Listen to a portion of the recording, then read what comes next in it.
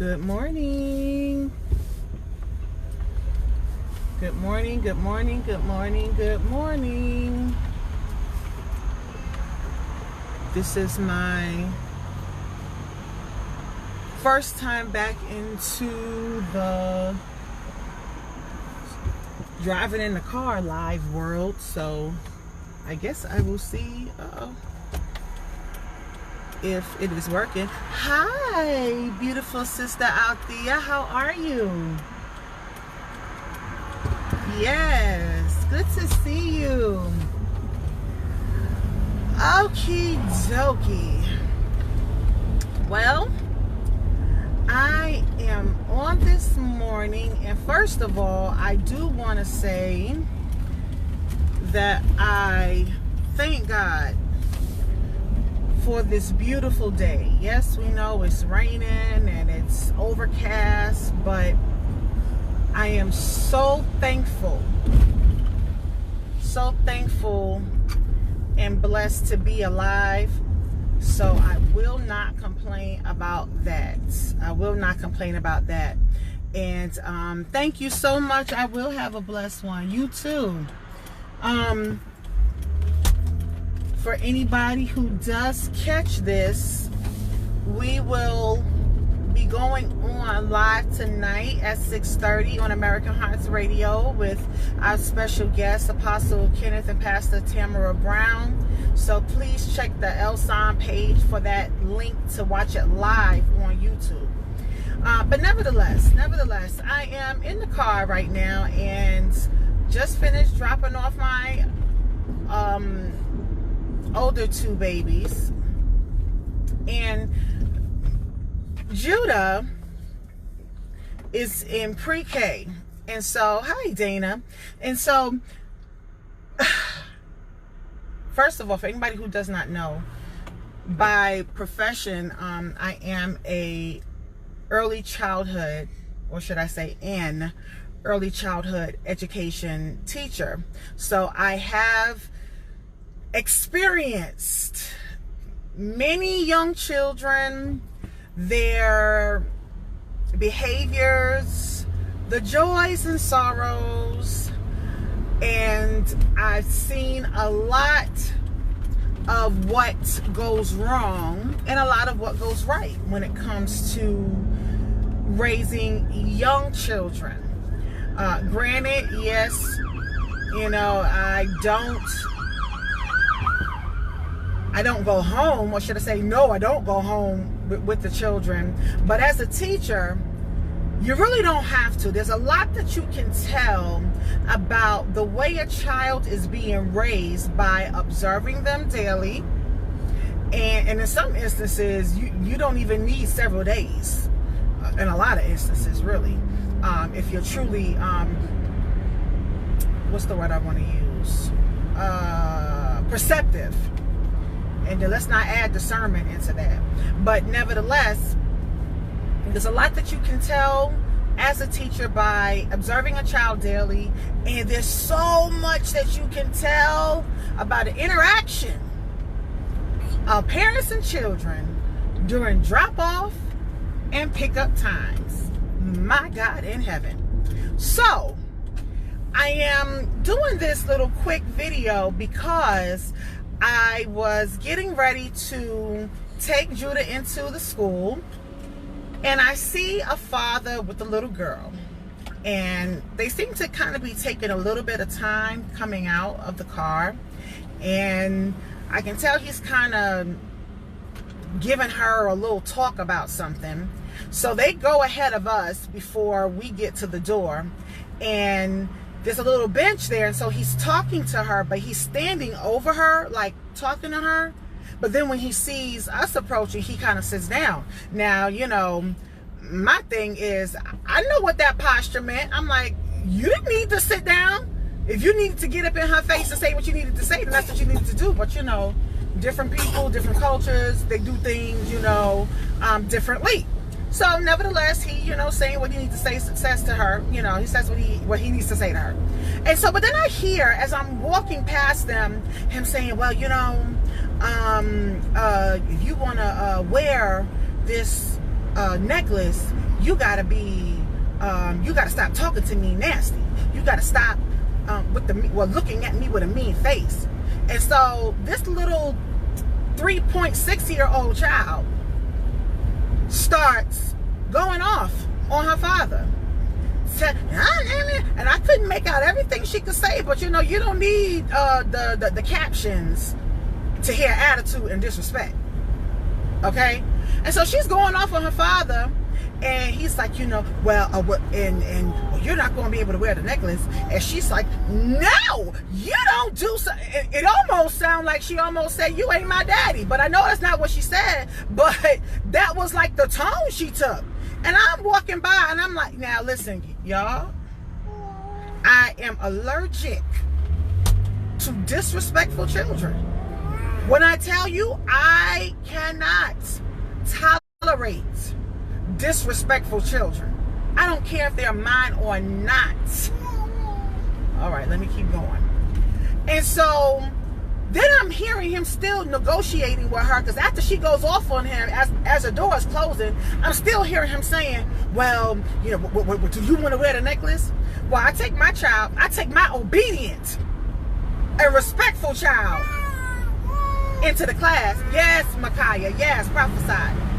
And so as I do that, on my way out, they in the car, I see him with the car door open, and we're like parked pretty much right next to each other. And I can tell he like kind of shoves her in the car. And I'm like, oh, you about to handle some business. I almost slapped him a high five, like in my mind I did, because I mean, hey, you gotta do what you gotta do. Next thing I know, after I hear some talking, some whatever, I see him with her in his arms, her legs wrapped around him. They're walking to the school, and I look at the little girl, and what is she doing while she's looking at me?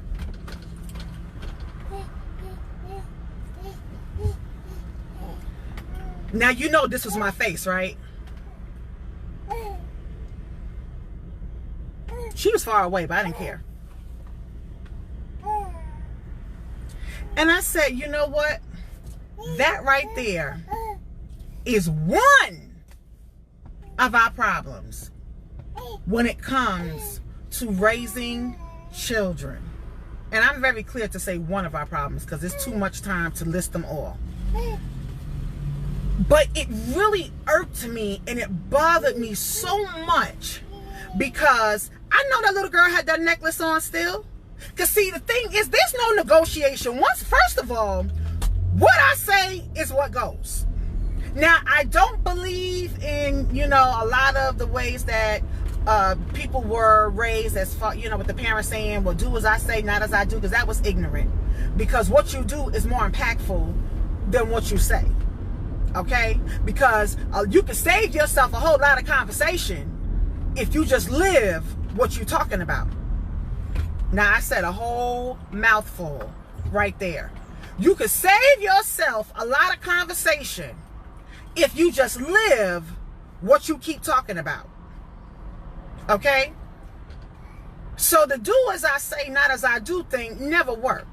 It never worked. And on top of the fact that whatever you doing, or the clutches that you're in, the issues that you have, if you're not free from them, your children are bound to battle with either the same things or something that could be similar within their own lives. Because the bottom line is, you got to teach them how to get free from these things. You got to be willing to do the work to get delivered from a lot of the things that you have done. And you also need to be honest with your children about the things that you have gone through in life.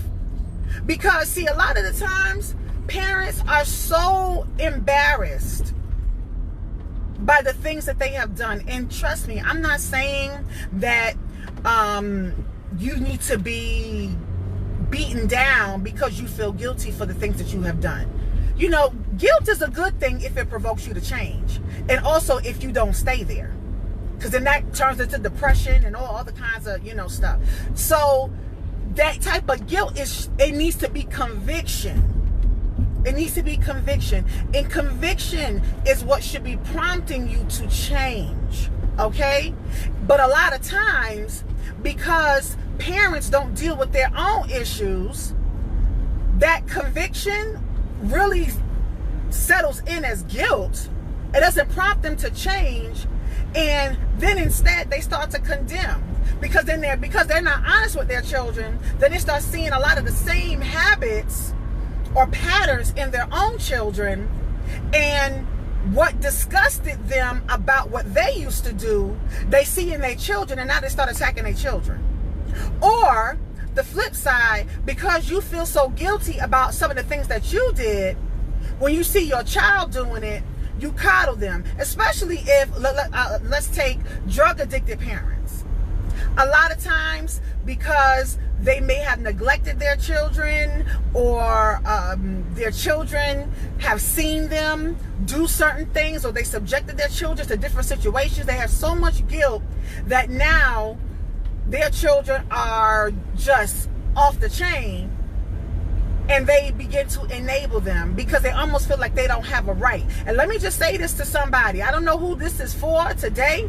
I have said this before, especially when we go to Atlanta Recovery Center, and my husband, Pastor Tom Moore, ministers to the men. I have gotten up before and said to those men, I don't care what you have done in your life.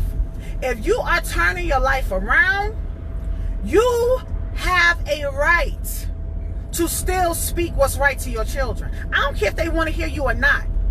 It's not about the condemnation, but you are still a father. You are still an authority figure. Do you hear me? And you getting yourself together, that's a great step for them to see that you are making amends. But don't think that just because you fell to the side or you made mistakes, that you are now disqualified from speaking what's right to your children. I don't care how old they are.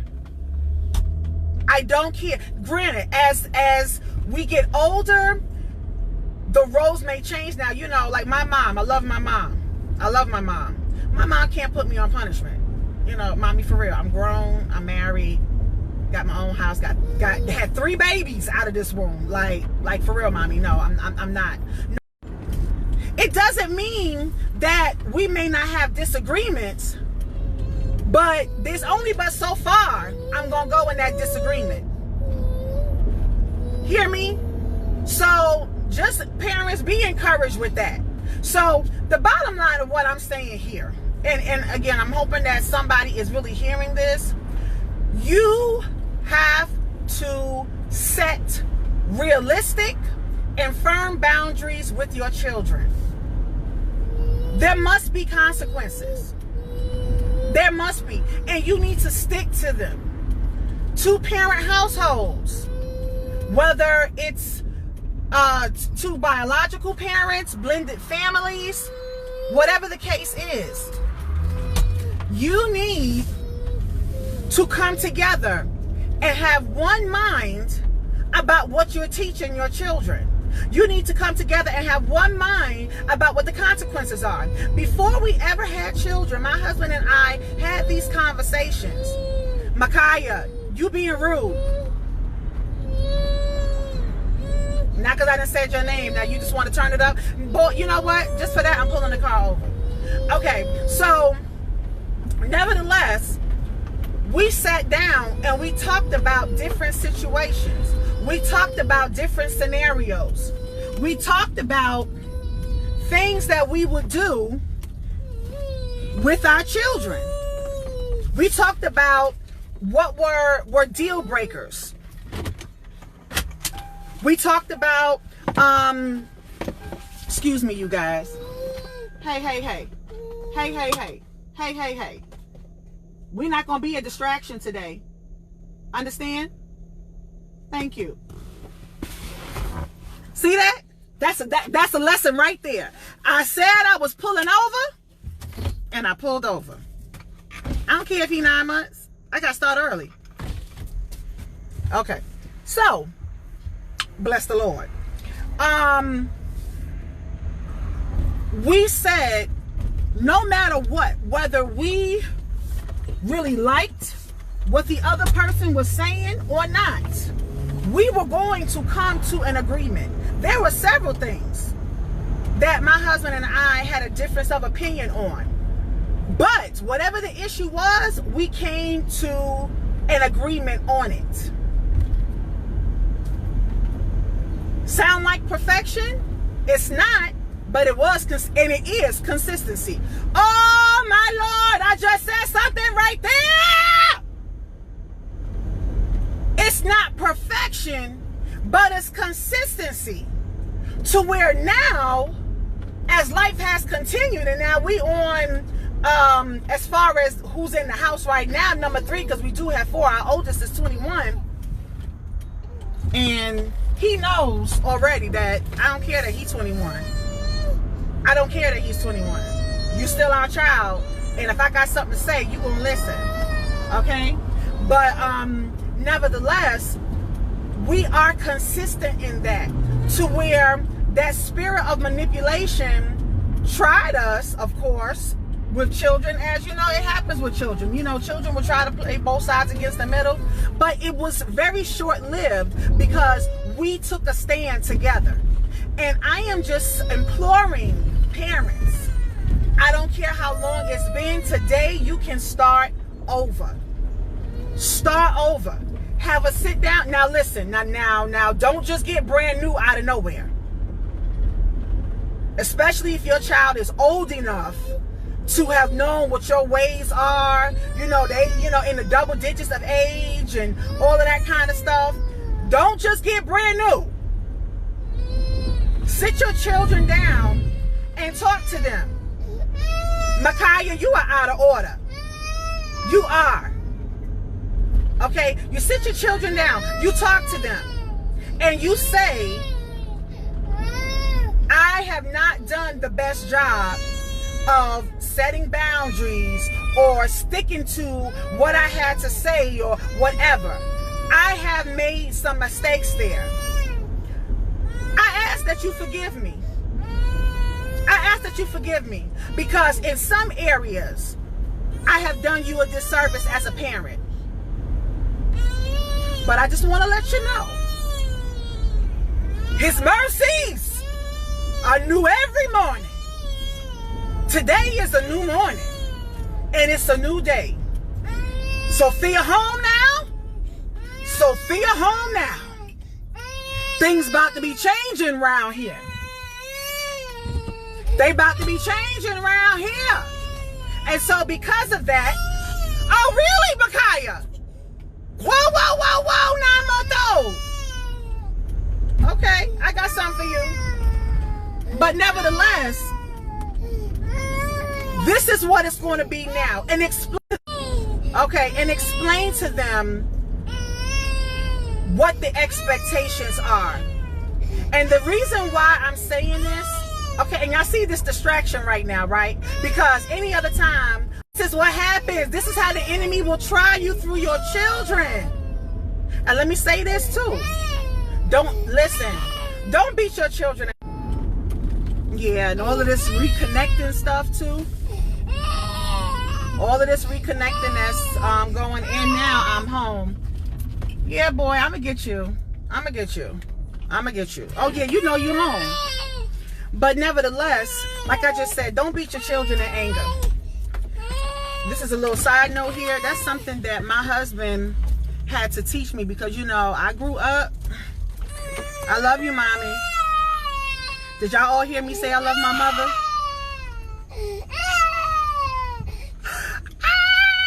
Look, I'm Micaiah.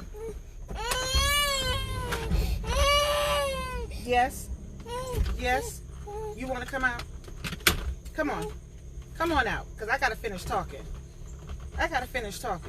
And look at your face. You all sweaty and stuff. Look at your face, man. It's a mess. But my husband had to help me when it came to disciplining our children not to respond in anger. And that takes restraint. It takes restraint and it takes discipline. It really does. It really does.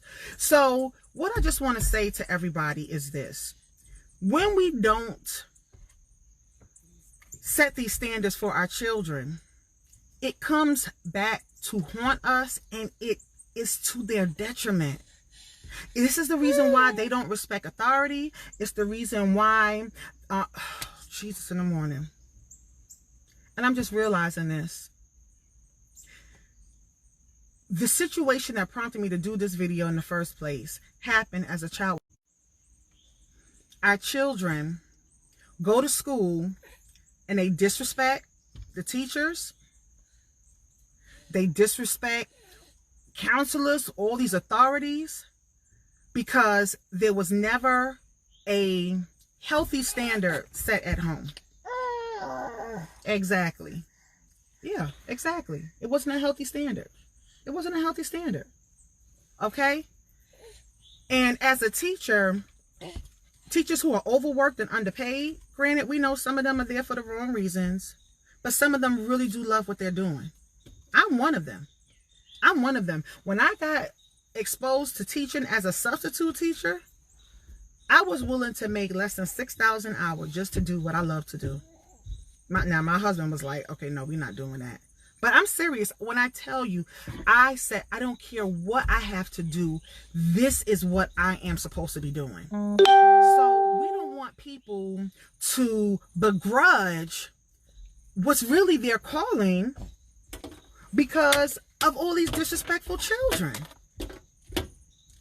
I understand a lot of things are happening because prophecy just has to be fulfilled. It does. But it does not excuse our responsibility. It does not excuse our obligation to train up children in the way that they should go. I promise you, if you discipline them right, it's not going to kill them. They're going to turn out to be some responsible adults that will thank you. They'll thank you. Because if you don't teach them how to do it right, they may have within them, and when they grow up, to say, you know what, there's some things I should do better. But some of them they don't know where to start. And then they'll do it the wrong way.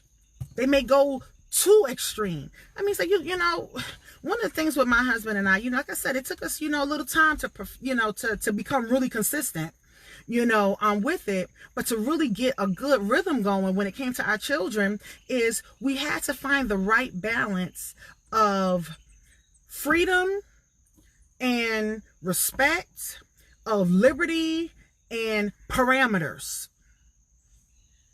You have to have a balance. You have to have that balance with these children. But little children talking back, all this negotiation. Now, I saw this little post, and I'm about to go, where it was some back to school post from some site on Facebook or some page giving parents tips about the children and saying, let the children pick out their clothes the night before so there's no struggle in the morning. Excuse me? No struggle in the morning? My daughter just turned 10 years old. To this day, whatever I pick out for my child, she will wear it. She will wear it. She does not give me an issue, no matter what it is.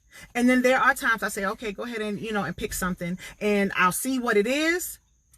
Either I'll give the approval or not. But in that, I'm teaching her how to put her clothes together, how to make sure that, that it matches, how to make sure that, it's the right fit, what's inside the house clothes and what's outside the house clothes. She has these white stretchy capris that she loves, okay, in the house, but she likes to wear them outside. But I had to tell her, I said, okay, baby, you're older now, so this is something I need to explain to you. As a young lady who will be a woman, we just can't wear white with any kind of undergarments on underneath it. It's either got to be a nude color, flesh tone color to match your complexion, or black. And then sometimes black ain't even the best. And you got to watch how it's made so it's not bunching all up, so you see all the lines and all that. And then at your age, especially, you got to make sure you have a shirt that will cover your bottom. Do you hear what I'm saying? These are the types of things we got to teach our children. But you're not going to fight me on what to wear. That's not up for a discussion. That's not, because as soon as you start giving me a pushback on anything, whatever it is out. It's done. So, yeah, guys, it was a little hard for me this morning, witnessing that sight. You know what? And truth be told, it took everything in me, because when I came back to my car and I put the prophet in his car seat, yes, you, look at you, you know your name. Yes, you do.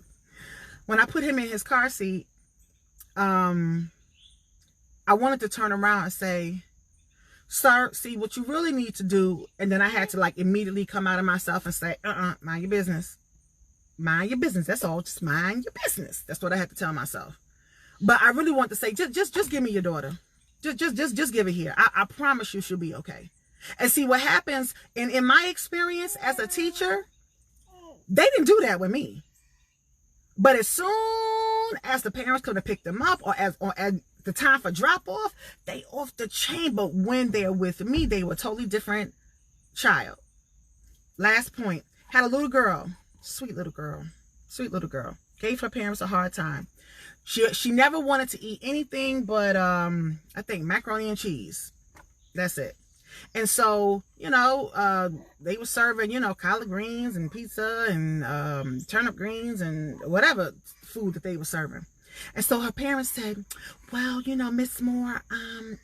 Moore, well, she doesn't really like to eat this, that, and the third. You know, she only likes to eat peanut butter and jelly sandwiches and whatever. And I was looking at them and I said, okay. Well, after a couple of weeks, her mom came to me. She said, actually, we were on a field trip. She came to me after a couple of weeks. She said, Mrs. Moore, I have to ask you a question. She's telling me how she's eating fried chicken and the vegetables and all these kind of things. You know, how do you get her to eat them? I looked at her mother. I said, do you really want to know? She said, yes. I said, I give her two options. Her two options are that she can eat some of it or she can eat all of it. I said, those are the only two options. She does not get the option to not eat it. Really? Wow. I said, yeah. I talked to her about nutrition. I talked to her about how it's important that she gets a variety of foods, because she's not going to be able to be fulfilled and healthy just eating peanut butter and jelly sandwiches. I mean, don't get me wrong now. She tried it now. She tried it. But I said, no, baby, no, you're going to have to eat more than that, because you got to be strong or you're going to get sick and all these other types of things. But those were the options I gave her. Not that she could just take the plate and just drop it in the trash. And I understand a lot of these daycare centers, or, you know, when really it's not the daycare centers, it's the state that say, well, you can't force the children. I didn't force her. But we talked until she ate some of it, at least. And then after some time, there was no issue, because she knew what my standard was. That's the point, y'all. She knew I had a standard. She know that she didn't want to be sitting with me the whole time, because there would be sometimes even going while the kids would be laying, everybody else be just sitting down to lay down for nap. You ready to lay down? Yes. Okay. Go ahead and eat some. Because she want to lay down, then all of a sudden she can eat, put it in the trash, go use the bathroom, and go lay down with everybody else. So, I love you guys. I hope that this helps somebody. Because we really need to be better with raising our children up from little children. And again, even if you've made some mistakes and they're older, start there. Have a conversation with your children. Take accountability for what you have done wrong, where you missed it. Ask for their forgiveness. Let them know that you have missed the mark in some areas of raising them. But let them know that Sophia, God bless you, baby. God bless you. Let them know that Sophia home now, and some things gonna be changing around here. Let them know what the expectations are, and even more so, what the consequences are. Amen. All right, I love you guys. This has been Pastor Theo DC and more of Living Sacrifice Outreach Ministries, also known as hashtag LSOM, with a quick word for Conqueror's Road. Love you guys. Have a wonderful, wonderful day. And I hope that I can figure out how to stop this video. Where do I stop it, y'all? See, that's what happens when you don't be on Facebook for a while. Oh, here it is in the side, y'all. Y'all pray for me. It's early. I'm tired. Bye.